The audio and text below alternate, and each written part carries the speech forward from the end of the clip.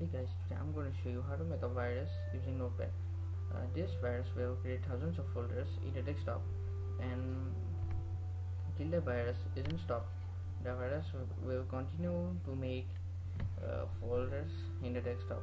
So open Notepad and type the following code as shown in the video. So save it as a batch file.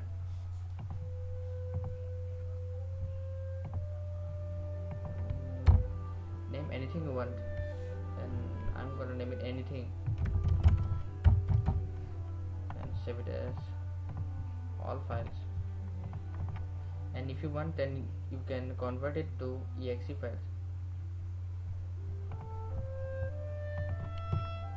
So this is the virus we have just created, but don't open it up if you don't want to get fooled by the folders. Anyway, thanks for watching.